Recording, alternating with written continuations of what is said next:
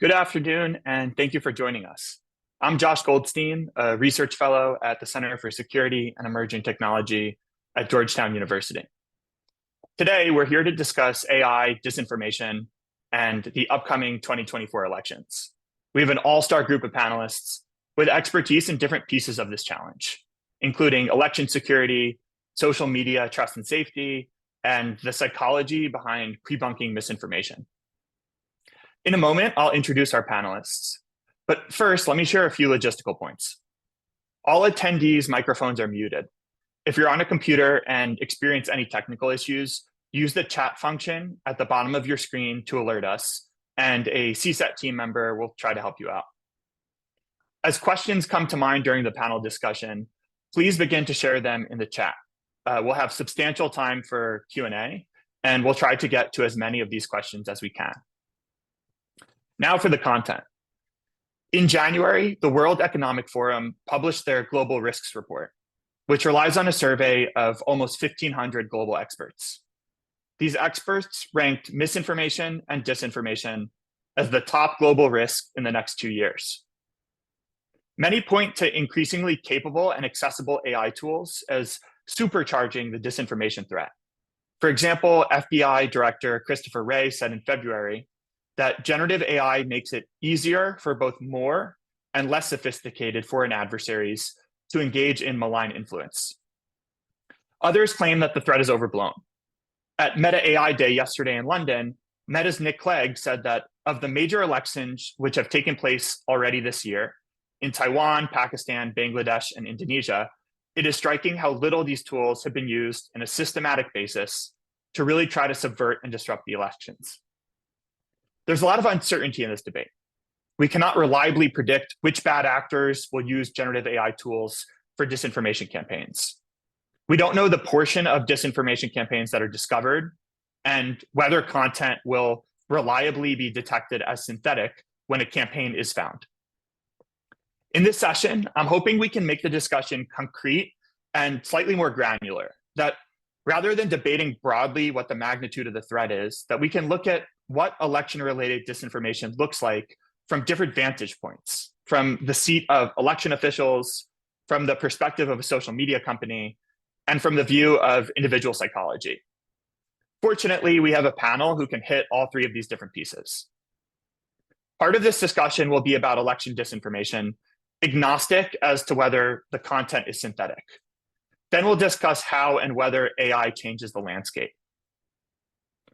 To take us on this journey, I'm excited to welcome our panelists today.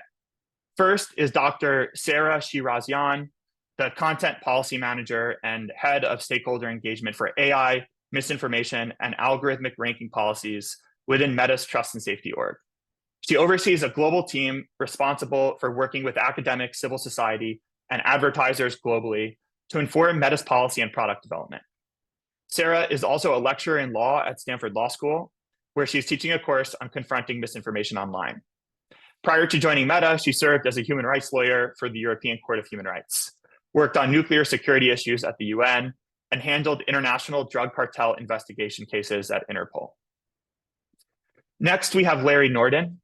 Larry is the Senior Director of the Elections and Government Program, where he leads the Brennan Center's work in a variety of areas, including ensuring that US election infrastructure is secure and accessible to every voter, and protecting elections from disinformation and foreign interference. In 2009, Larry served as chair of the Ohio Secretary of State's Bipartisan Election Summit and Conference, authoring a report to the state of Ohio on improving that state's election laws. Lastly, we have Dr. John Rosenbeek. John works on the psychology of intergroup conflict and digital media effects. His research comprises two major themes: modern propaganda and intergroup conflict, and understanding and countering misinformation, disinformation, and extremism. He has written two recent books, The Psychology of Misinformation and Propaganda, and Ideology in the Russian-Ukrainian War. At War Studies, John is part of the NIHR Health Protection Research Unit in Emergency Preparedness and Response. Before joining King's, John held research positions at the University of Cambridge, where he worked on the psychology of misinformation and developed and tested interventions such as online games to counter forms of manipulation. He also holds a PhD from the University of Cambridge. A special thanks to John for joining us on short notice, as another speaker had a last-minute conflict. Sarah, Larry, John, welcome. So I'd like to start with some background on elections and disinformation and how three different communities, the election security community, social media platforms, and academia and civil society, think about defensive measures. So for this first round, let's not focus on AI, but sort of set the scene with the broader picture. I'd like to start with Larry. Can you walk us through what does it look like to encounter local election-related misinformation from the perspective of an election security official or a secretary of state? So if there's a rumor of someone discarding election ballots illegally or claims that an official said something he never really said, who is responsible for counter messaging and what does that process look like? Yeah, thanks, Josh, for the question, and thanks for inviting me to be here on this discussion. I appreciate it. It's great to be on a panel with these terrific guests. So first of all, I think it's worth taking a step back about and just explaining election administration in the United States. Some people may have heard of a few Secretary of States that appear on cable news, but election administration in the United States is very diffuse, and there are between 8,000 and 10,000 election officials running the elections in their towns and counties, and these are the people that are really responsible for ensuring the operations of elections and that people in their communities have accurate information about the elections. These are often people who are working in offices maybe with just one or two people. And so they're really on the front lines of the information war and dealing with false information in elections. What that means practically is when there is a false rumor spreading around elections, I would say two things. One is the false information that's spreading around about their elections is something that they have to respond to make sure they are in those jobs, not because they pay a lot of money, because they don't, not because they bring a lot of fame, because they don't, but because they want to serve their communities and they want to make sure that the people in their communities can vote. So their primary job is to figure out how to respond to that. That's not always so easy when you have a whole other job of running the elections to do. And so hopefully, they have some relationship with their local media. Maybe they have outlets through social media accounts that are verified to get out accurate information, that they have a website where they can provide that accurate information. But we're talking about people generally that are really understaffed, under-resourced in responding to this information. So something that you will hear from election officials who have had to deal with this problem, particularly since 2020, is that it has oftentimes overwhelmed their offices. And so they are spending so much time dealing with phone calls coming in about this false information or misleading information that they have much less time to make sure that their elections are running smoothly. The second thing I will say about misinformation and its impact on election administrators and election workers, for that matter, is this has become a very personal problem. We have an issue in the United States now, unfortunately, since 2020, because of false information that has been spreading about elections and the role of election workers and election officials, that many of them have been threatened. The Brennan Center has done a lot of polling on this, and 1 in 3 election officials say that they have been threatened, abused, or harassed because just for doing their jobs, because of the lies and misinformation that have spread around the election.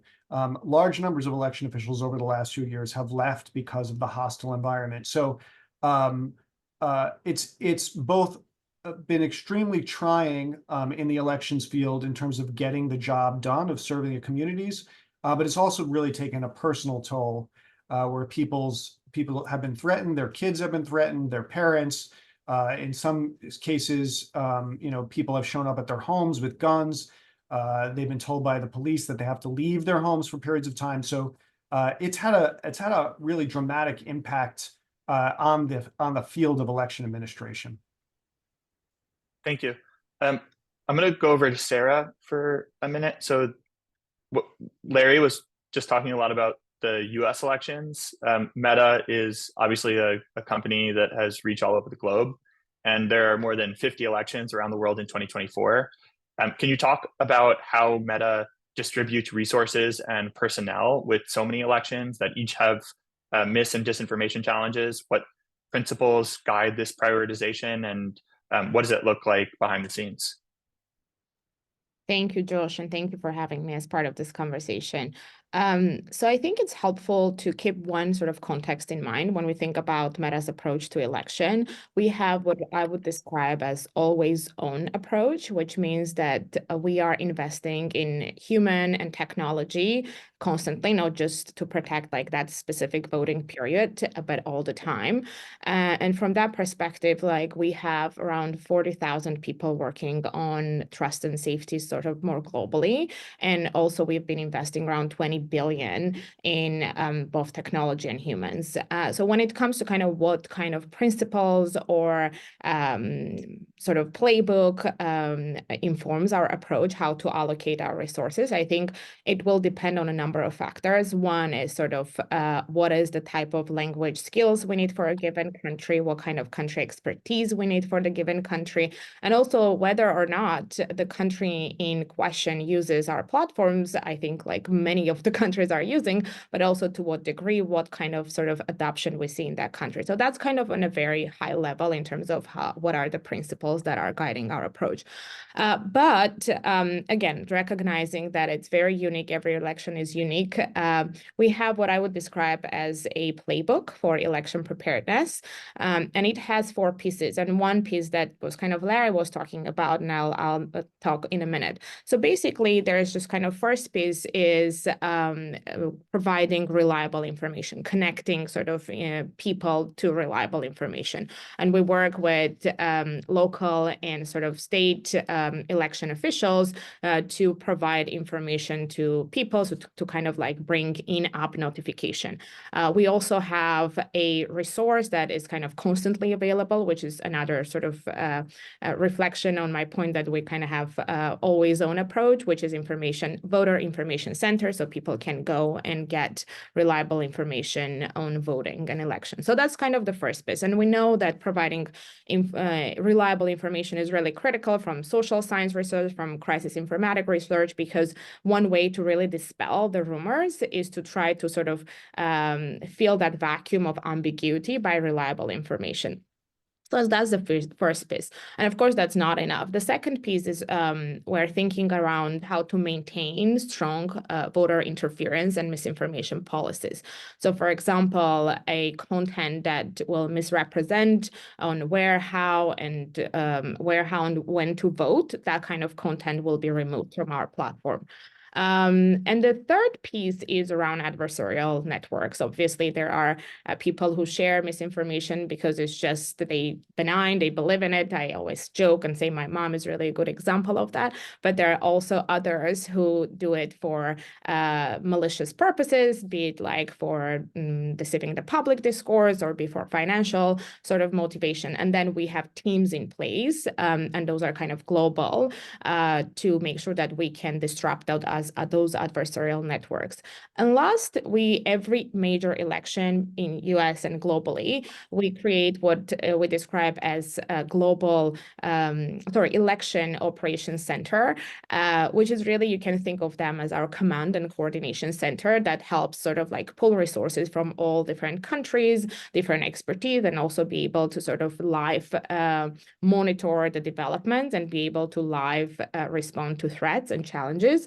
And every time we do an election, we kind of do what I would describe as post-mortem to understand what we've learned and to incorporate those learnings into next election, so that we can get ahead of the threat. So that's kind of how we approach and how we try to allocate the resources. One quick follow-up there. So there's been a lot of reporting over the last year or two about layoffs at social media companies generally, but then also in trust and safety org specifically. How do those affect Meta, and how do you sort of evaluate Meta's capacity for doing this work now compared to in 2018 and 2020? And I know that humans are not the only resource, right? You've also developed different tooling, but I'm curious what sort of effect that has. That's a great sort of follow-up. So indeed, like tech layoffs had ramifications for the entire industry. At Meta, the type of changes that we have seen was particularly geared towards making the company more leaner and efficient.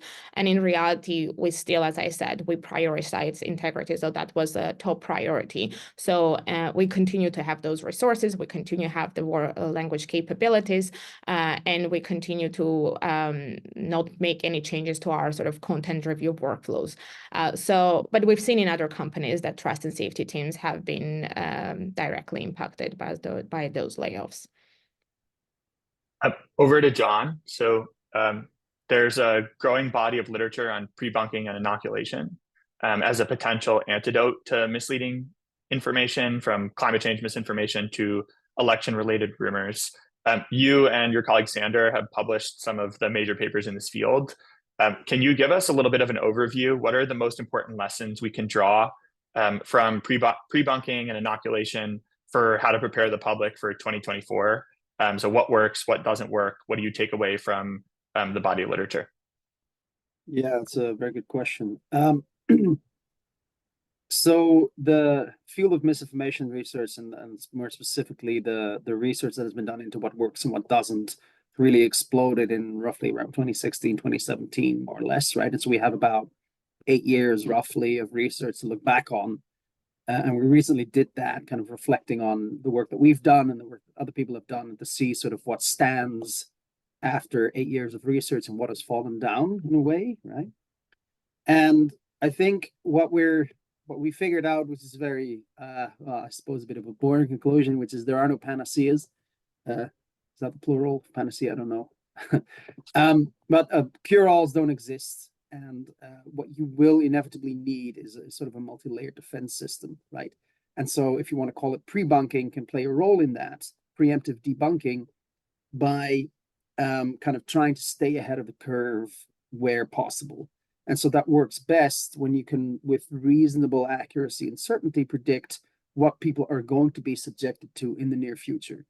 And that works fairly well in the context of election misinformation, because you have elections very often. So you see these rounds of misinformation, kind of these volleys, if you will, sort of appear and reappear every cycle roughly. And so you can identify patterns. And often those patterns revolve around voter fraud accusations and so on, right? And so if you want to pre-bunk those narratives, you can do that quite well, because you kind of already know what people are going to be seeing around the time that the election hits crunch time. And so however you want to do that, if you want to create a game, or if you want to start a public awareness campaign, or you want to run ads or something like that, it doesn't really matter all that much as long as it's happening, I suppose. What has remained elusive is what sort of the golden goose of psychology and behavioral science, which is sustained behavioral change. And that is extremely hard to achieve, especially using the kind of simple interventions that we as psychologists are able to develop, but also the kinds of interventions that don't really require sort of platform-wide adaptations, the ones that the social media platforms, for instance, are able to make. For instance, if you change what people are recommended or what they see, that will be much more effective than them seeing it and then some correction being issued afterwards, if that makes sense. Right? And so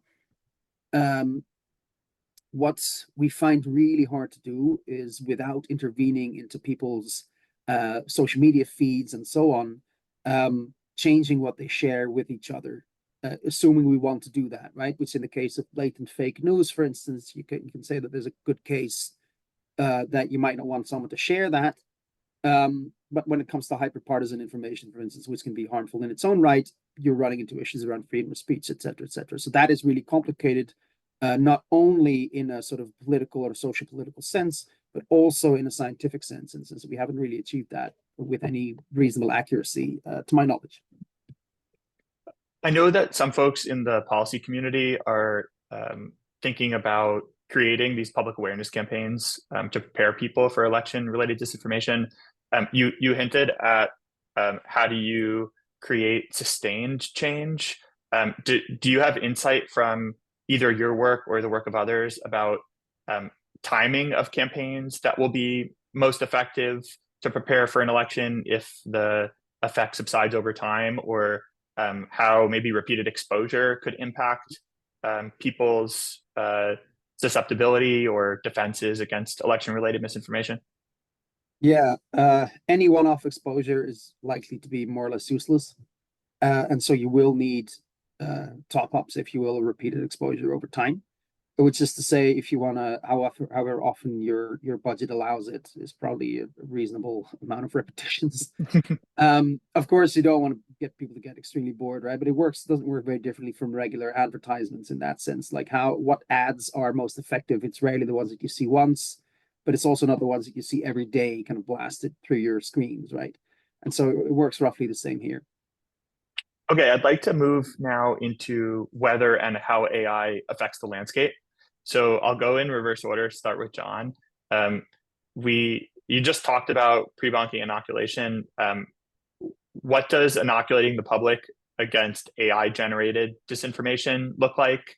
How do you do that if AI-generated content is indistinguishable from human-generated content? And how do you sort of think about educating the public about something like a deepfake without undermining their belief in true information or just scaring them in general?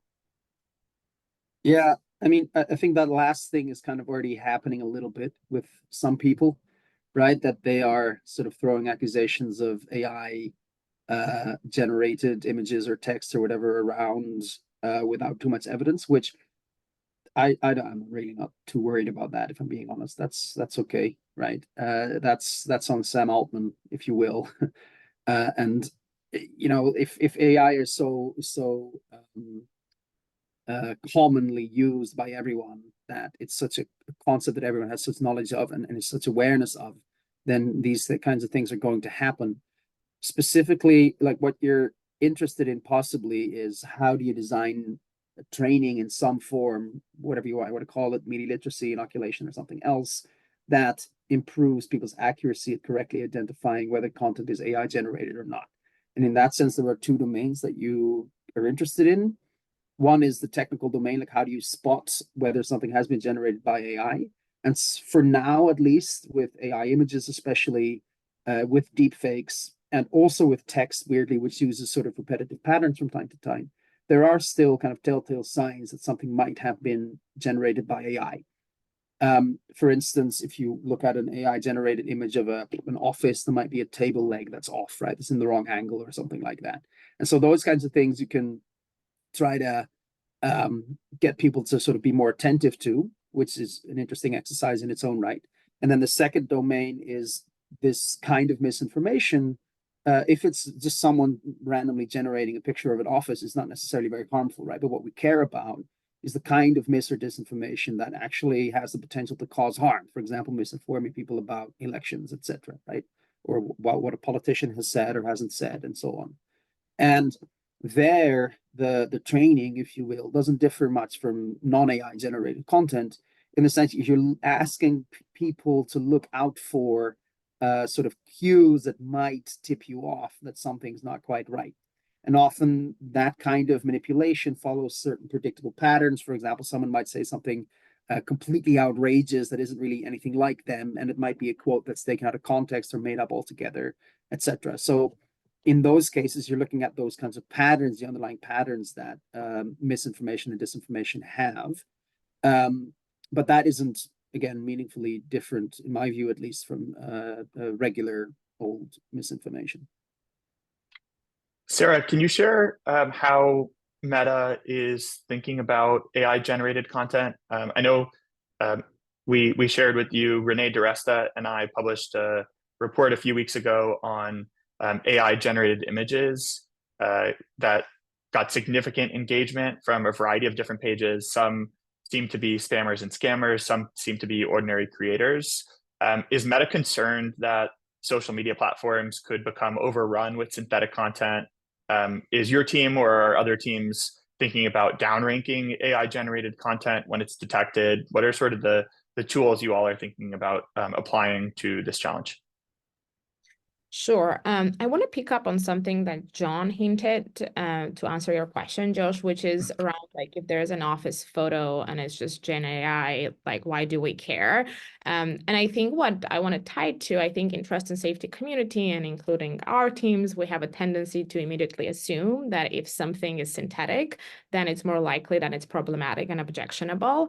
So I think we need to kind of first step back from that thinking and then think about like what kind of like tools we have in place to address a problematic content, whether it's synthetic or authentic. So my team has been doing a lot of conversation with external stakeholders globally for the past year to understand what shall we do, what is the right approach here. And I think there are two factors coming out of all this conversation also from the recent research. I think David Rand is running this in MIT lab around how we should approach Gen AI content. And there are kind of two things. One is how do we communicate to users that something is created by AI? So in other words, what is the process of the creation? And the second, as I was just alluding earlier, is irrespective of what type of content it is, like, is it objectionable? Like, what can we do about it? So on the AI front, our conversation with experts and also recently oversight boards kind of went and said that it's like the transparency and labeling is really critical. So essentially what we do on our end, if something is Gen AI generated, then we will label it. But there are caveats. And I think our role there is twofold. And your research is kind of in a way showing that. One is as an AI developer. So in other words, we have tools that we create a photorealistic image, which is so-called Imagine. So if you are using our tool, that already has built-in visible and invisible markers. So like we are on our end, we have that technical capability. We communicate that to our users. The second is our role as distributors, right? So because we host, so to speak, other Gen AI content that will be created by other sort of developers.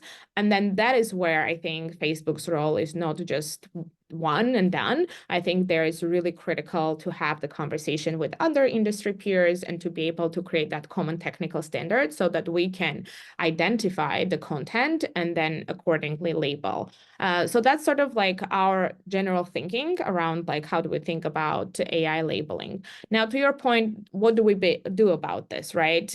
So our approach has been and continues to be, it doesn't matter if it's Gen AI or if it is sort of authentic. If it violates our policies, then we are applying those policies. And there are a couple of different policies that can be applicable. One is around community standards, so essentially what we just don't allow on our platform. The second is, I think John and you already were alluded to this, like how do we think about the distribution of that content, assuming it violates our policies or sort of our policies around recommendation, our guidelines around content distribution, then we will reduce those content on our platform.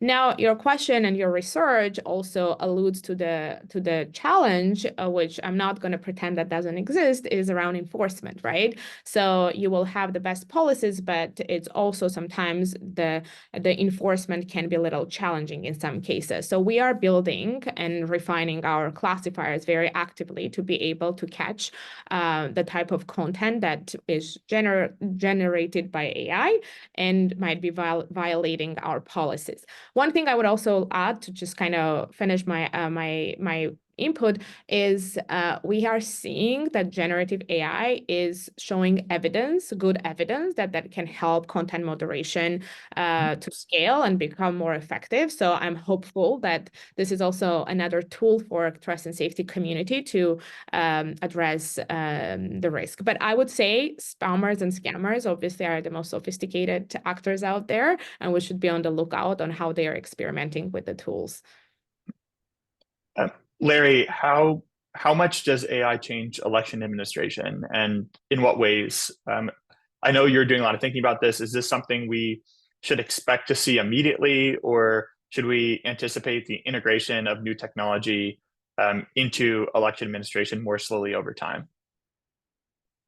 Yeah, I would say two things about this. So from an election administration perspective, there are the concerns about the threats that AI poses along the lines of a lot of what we were just talking about around disinformation, misinformation. How much does it make that problem worse?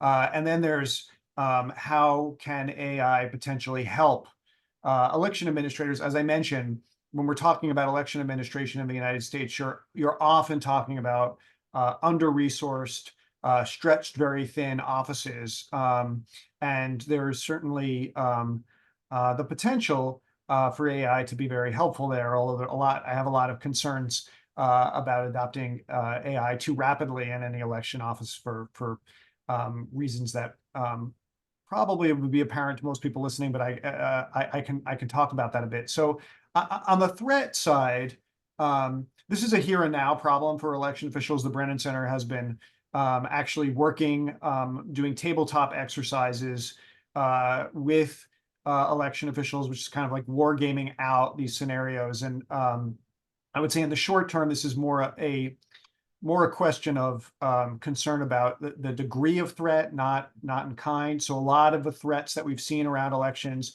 we are expecting in 2024 could be amplified by AI.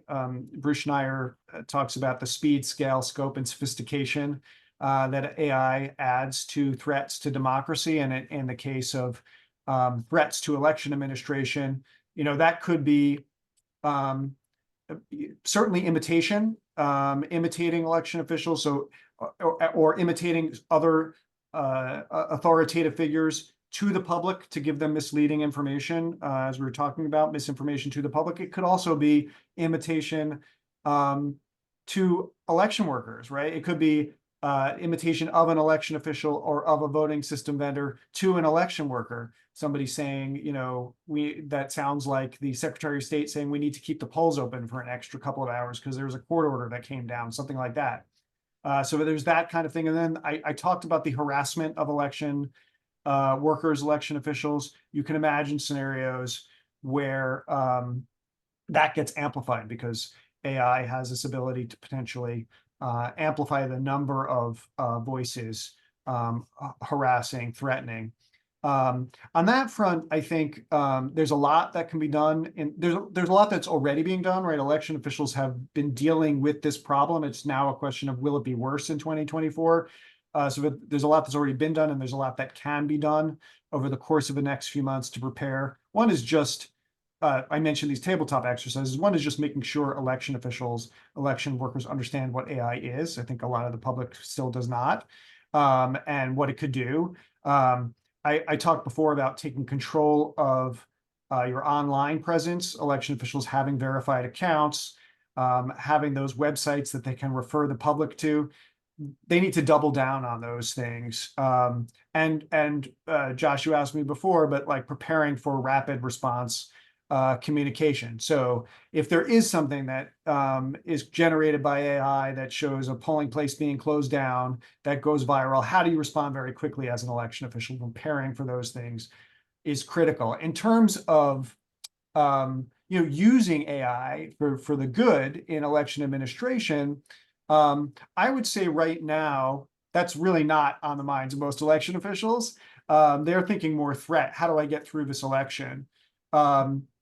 We just did a poll of election officials that's going to be coming out in the next few weeks. But what we found was very, very, very tiny numbers, even dipping a toe yet into AI and how it could be used to help them. Although you are seeing a few do things like using AI to help them generate tweets or press releases, some stuff that much less likely to impact any voting, right? Which is, I think, what they want to avoid. They're very cautious about that, fortunately. But larger numbers report already getting approached by vendors saying, hey, we have tools for you that use AI that could be helpful. And then an even larger number saying, I'm a little bit nervous about this. I'd like some guidance from the government to tell me, when is it okay to use AI? How is it okay to use AI? And if I can just put in a little pitch for a piece that your colleagues worked on with us, Josh, at CSET, Heather and Mia, we did a little article that attempts to start to provide guidance for election officials to how to think about using AI, because AI is getting adopted everywhere, right? You hear all across all sectors of society, people are using AI to help them be more efficient. And I think in the election space, it's worth being a little bit extra cautious the way election officials are in the short term, given all the other challenges they have. Lots of potential upside, but also I think lots of reasons to be very cautious given the stakes of our elections. I want to move to Q&A soon. So for audience members, please start or continue entering your questions in the chat. And while folks are doing that, one last question, maybe with quick answers from each of the panelists. In these types of events, the question is often posed, what keeps you up at night? Or what's the worst case scenario? I know I've been on the other side of getting this question quite often. So I'd like to sort of flip this on its head. What do you think is like the modal scenario? What's most likely to happen when it comes to AI and disinformation in the upcoming election? What sort of probability do you assign to a deepfake going viral, to AI having a significant impact? If you had to give a sort of best guess answer. So I kind of already gave my answer, but so I'll say it again. I think most likely, and we can look to what's been happening in other countries. There was an election that a lot of people point to in Slovakia where there was a deep fake audio that kind of went viral right in the days right before the election. I mean, to me, most likely is a change in degree and hopefully not in kind in terms of the kinds of threats. So it may be that we get more fake news to the extent that that's, I think the information environment is already pretty bad. And we've seen reports of this already, right? Like I think there was an article in the New York Times just yesterday about fake Russian news sites spreading misinformation, and that kind of thing gets easier with social media. You can imagine more of that kind of thing on social media. And the other thing is I think that I didn't mention that is a concern is that AI adds to the fuel of distrust in this space, right? And already we are hearing, from election conspiracy theorists, this is a new thing to add. You can't trust the elections because of AI. So for me, the modal is maybe a little bit more of the same that we've been seeing in recent years. Quick takes from John, Sarah, and then we'll move to Q&A. I like Larry's take a lot, so I'll concur. Awesome. I will concur slightly and add my point around, and Josh, you have written about this. I think one of the challenges of AI is normalizing unreliable information and just creating this layered dividends and creating this ecosystem that you cannot trust anything. And we know that threat actors actually want us to believe nothing, to believe in nothing at all as something in particular. And I think that's like an edge that I worry that sophisticated actors will be exploiting, not just during for the elections, but in general. Think of it, an athlete doing something amazing and then someone else saying, well, it's all Gen AI. So I think it's just becoming much harder for people to navigate what is true and what is not. And the more we sort of use a hyperbolic language around AI, I worry that we will contribute to that normalization of unreliable information. I'm now going to turn to some questions from the audience. So the first question is for you, Sarah. Can Sarah talk more about how exactly AI is used in content moderation these days? How is it different from, say, 2 years ago? Sure.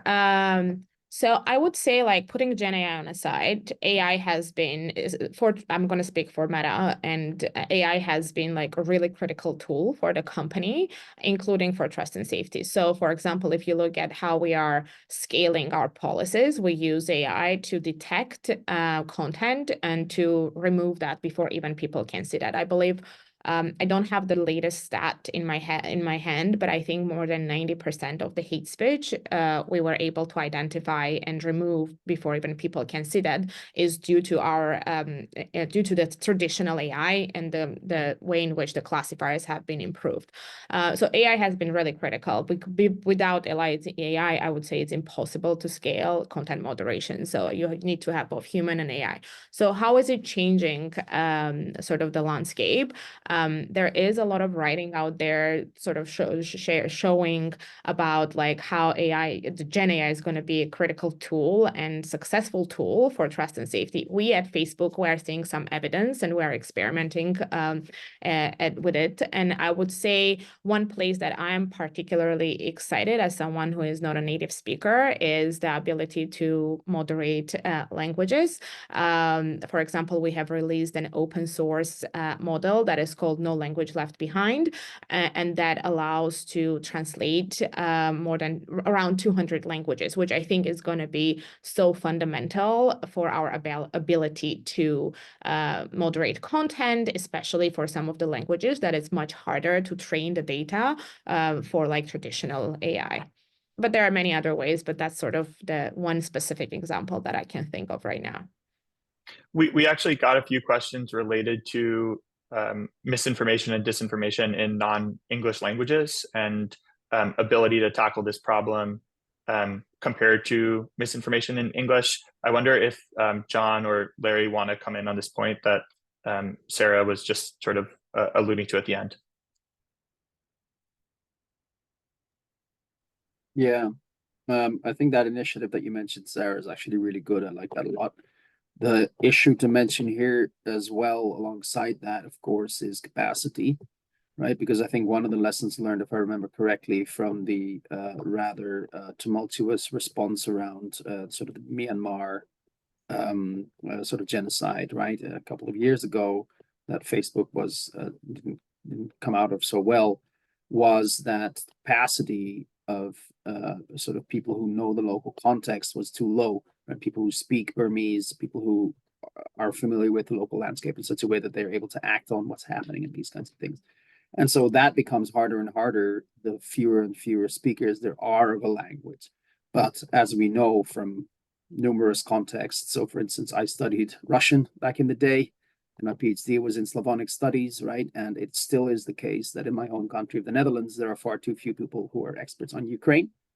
That continues to be the case, and that's a country of 45 million people. And so, but it is true that Ukraine is now at the forefront of attention in many different ways. And it is important that we know and have people around who understand Ukraine well enough to actually say something meaningful about it, right? And that's a really big country. But such conflicts have a way of creeping up on you, even in places that you might not be familiar with or haven't really heard of. And so local expertise alongside sort of a robust team of people who have like a good understanding of countries and regions is of key importance here. I just want to add something really quickly for the context of American elections. One of the things that we have seen is in Spanish and in other languages in the context of American elections, the rumors that are spreading on social media are sometimes different than what you will see in English. And there is the question of, what are the social media companies doing about that, and how are they staying on top of it? But there's also a question about how is civil society responding to that? Are they being made aware? Are the groups that interact with diaspora communities in the United States, the groups that are serving the Spanish-speaking or Chinese-speaking or other language communities in the United States, getting correct information out to their communities? Are they aware of what is spreading? Who is making them aware of what is spreading? Not just on social media, but elsewhere. That's another part of the equation that I think is really critical. Larry, sticking with you, there was a question here in the 2020 election. We saw the greatest degree of mistrust around results. Yeah. How might AI help or hinder our trust of results in 2024? For example, giving credence that voting patterns align with expectations versus creating fake images of ineligible voters at the polls. Yeah, I mean, this is certainly a big concern. I said already, AI being hyped is something that I've heard from a lot of election officials, and I have a concern as just adding fuel to the conspiracy fire. Even leaving out specific examples of how AI could mislead the public. The idea that AI can do anything. I have a little bit of a fear that that's going to add to mistrust. And as I said, in some of these conspiracy theories, you're already starting to hear things about how AI is being used to rig voting machines and things like that. But more generally, I'm concerned a lot.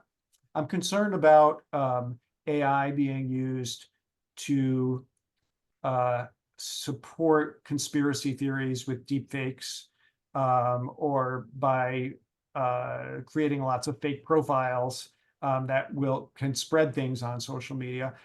A lot of there's been a lot of legislation in the states about trying to tackle deepfakes in political communications, but mostly it's limited to the period of time right before the election, and mostly it's limited to deepfakes of candidates, or in large part. There's been a little bit less focus on the period of time immediately after the elections, right? And one of the things we certainly saw that contributed to lack of trust in after the 2020 election were conspiracy theories, lies, falsehoods, rumors in the days after the election about what happened. And it doesn't take great imagination to cook up scenarios where AI could be used to lie about what happened on election night, to lie about the conduct of election workers. So I have that concern. Having said that, it's not new. It's just that these tools may be more sophisticated than we've seen in the past. So we kind of have to double down on all the things that we've been talking about already in terms of pre-bunking, in terms of making sure as much of the public understands as possible where they can get accurate information, and then debunking when things come up. John, there's a question about hyper-personalized content. Is this something we should be worried about now, or is all of the risk for now concentrated in fairly generic, non-personalized content? I think this question of the daily me, if you will, right, as predicted by Cass Sunstein in the late 90s, early 2000s, I think, it hasn't really come about all that much. And so this idea that we find ourselves in sort of hyper-personalized spaces online that cater to our every whim, I don't think it really works that way, right? There's definitely algorithmic curation going on, and it's definitely the case that you end up in sort of your own little bubble and all that happens all the time. But hyper-personalized, I wouldn't say that necessarily. And so what the kind of content that works best in terms of persuasion as well as manipulation is the kind of content that is curated towards your biases, whatever they might be, towards your preferences, meaning political preferences, political biases in the context of elections. And so content that manages to exploit biases through the use of emotion or fear, anger, outrage, and these kinds of things, whether true or false, that's the kind of content that gets a lot of traction. And so that is, I think, where we can focus our efforts, both in terms of mitigation as well as understanding how these kinds of things go viral. And so therefore, I would also say that this distinction between true and false isn't always the most relevant distinction to sort of use as the sort of the fundamental component or element that decides between problematic and non-problematic. Sarah, there's a question from the audience about is Meta working with local governments to create a safe area for election officials to have a hub for references and easy guides?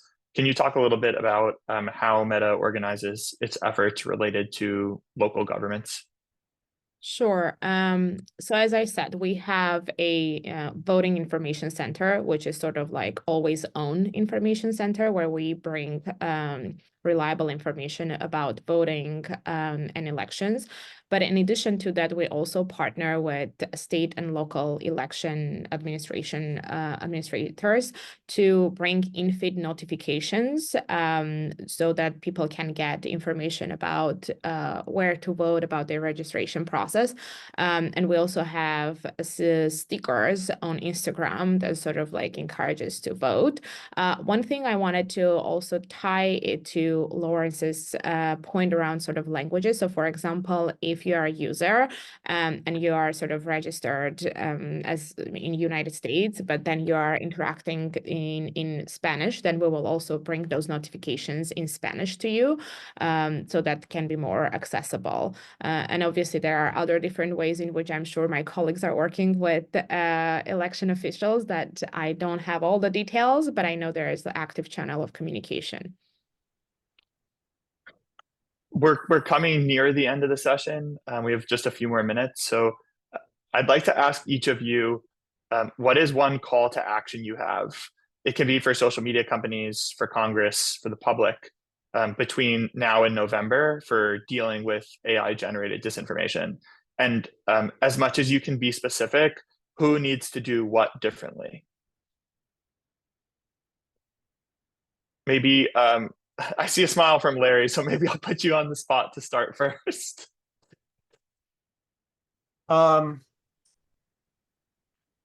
So I would say a couple things. First of all, I do think, and I will put some of this on the tech companies and social media companies. I'll start with that. I think making the public investing in public education is going to be critical going into, in many ways, going into the 2024 election. So Sarah mentioned some of the things that Meta is doing to get people accurate information. There's always more that can be done. The tech companies have made a bunch of promises to the Biden administration, to their voluntary commitments. And at Munich, there was a security conference, bunch of promises. There wasn't much said in those promises about how they were going to be informing the public about what they're doing, right? So I would, to speak broadly, I would really like to see on a regular basis details from the communities about how they are living up to those commitments, whether it's investing in trust and safety, what they're, they have policies about like what stays up, what they're taking down, like more of a view into what they're actually doing on that front would be helpful. So that kind of thing would be very helpful. I think if I know you only asked for one thing. You can have two. I know you wrote a piece on the first one, so I'm going to grab a link and drop that in the chat as well. Great. Thank you. I will say, for election officials, I do think, as I said before, like getting up to speed on what this technology is, getting ready and kind of educating their public about what to be prepared for, not scaring them, but just look, we may be seeing new things this time around. There are people that are trying to manipulate you out there. Here's where you get accurate information. That is critical. That's critical on election officials. That's critical on civil society. That's critical on the media, to make sure that voters and the public generally are aware of that. So that's the second thing that I would say. Great. Sarah, and then John will have the last word. Sure. There are so many things that we can wish for, but one thing that I would say, going back, Josh, to your point, what keeps you up at night or what do you worry about? I think the normalization of unreliable information is the one thing that I personally am concerned. And I think every stakeholder in this sort of loop has an opportunity to contribute to sort of bringing very balanced conversation about the AI. I think there is either like AI is amazing and is going to change the world and make climate change disappear, or we're going to die because we have AI in this election. So trying to bring those conversation in a more balanced way be it the reporters, be it us, be it think tank community. I think that would be an important place, both for the election, but in general. And I do agree with you, Lara, the importance of communicating what we're doing. I think we are doing a lot of communication, but maybe that's not effective in terms of like gearing it towards the public. We do have quarterly reports also around the adversarial threats and how we are seeing the AI landscape, but I'll definitely pass it to my colleagues to make it more accessible. John. Yeah, very good question. I think if the question is about November and sort of this specter that looms over us, right, of the US elections of 2024, I think this is probably, if I may give some kind of recommendation, I suppose it applies to both government and tech. It would be that there are many places in the world that have been sort of facing an onslaught of disinformation and much more intensively than the US has, thankfully for the US, that have a lot of lessons to teach on how to deal with it. I mentioned Ukraine already earlier, but the Baltic countries are also a very good example, Poland, Czech Republic. But interestingly enough, also Mongolia. And so because these countries are in places that are strategic and where disinformation plays such a huge role in society every day, they have developed sort of tools for educating the public, et cetera, and they have developed legal frameworks for dealing with these kinds of things that one can learn from, that one can draw inspiration from. And so in that case, I would say these people are worth listening to. Yeah, thanks. Great. Thank you all for joining. Thanks to everyone in the audience for all these questions. Sorry, there were more questions that we couldn't get to. We'll follow up soon with details of our next event. In the meantime, you can sign up for additional updates and learn more about CSET at cset.georgetown.edu. And we hope you all have a great day, and we'll see you next time.